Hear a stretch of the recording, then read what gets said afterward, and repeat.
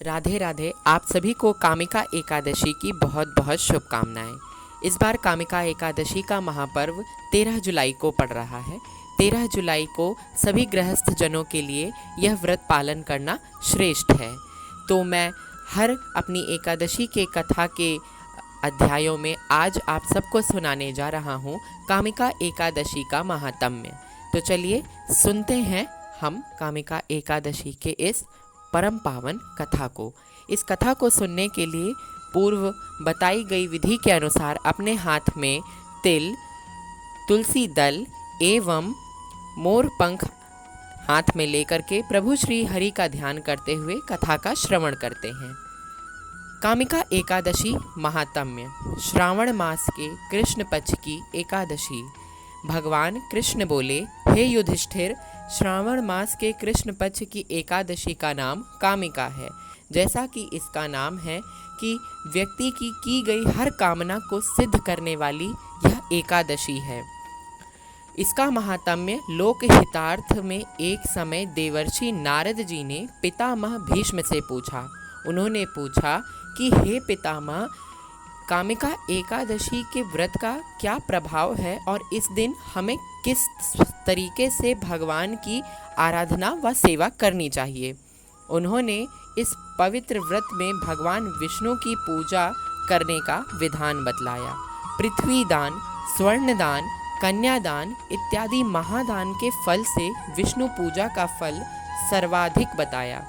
जब पितामह भीष्म कहते हैं कामिका एकादशी के समान विष्णु भगवान का कोई अन्य पूजन करने का फल व्यक्ति को उतना शीघ्र प्राप्त नहीं होता जितना करोड़ों महायज्ञों को कराने से होता है। जो फल मनुष्य को अध्यात्म से मिलता है उससे अधिक फल कामिका एकादशी का व्रत उसे प्राप्त करा देता है। विष्णु जी पर एक दल तुलसी का चढ़ाओ तो एक भार स्वर्ण का चढ़ता है और एक भार चांदी का दान करने का फल सिर्फ मंजरी अर्पित करने से मिल जाता है। बढ़िया अमूल्य वस्त्र आभूषण भगवान को इतना जल्दी प्रसन्न नहीं करते जितना कि तुलसी दल चढ़ाने से प्रभु हरि प्रसन्न हो जाते हैं। तुलसी के दर्शन मात्र से पाप भस्म हो जाते हैं। वृंदा के स्पर्श मात्र से मनुष्य पवित्र हो जाता है। भगवत चरणों में जो तुलसी दल अर्पण करता है उसे अवश्य मुक्ति मिलती है। इस महात्म्य को सुनने से मनुष्य का जीवन यशस्वीवान होता है और उसे अंत में मोक्ष की प्राप्ति होती है। इस दिन भगवान को गौ के दूध का भोग लगाना चाहिए। दूध व दूध के बने हुए पकवानों को प्रभु को अर्पित करके आप स्वयं प्रसाद स्वरूप ग्रहण कर सकते हैं। तो ये थी हमारी कामिका एकादशी की परम पावन कथा। अब जैसा कि आप सबको पता ही है कि सावन का यह परम पावन माह चल रहा है और इसमें अधिक मास का भी आगमन हो रहा है, तो हमको भगवान श्री हरि और साथ में हर यानी शिव दोनों की ही आराधना करने का श्रेष्ठ समय की प्राप्ति हो रही है। नित्य निरंतर भगवान के ओम नमो भगवते वासुदेवाय नमः, ओम नमो भगवते रुद्राय नमः का मंत्र का आप जाप करिए।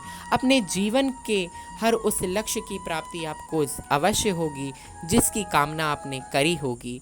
भगवान श्री हरि और भगवान शिव शंभु आपके हर कष्ट का निवारण करें एवं आपको इस परम पावन कथा का सुनने का फल हजारों करोड़ों यज्ञों के समान मिले।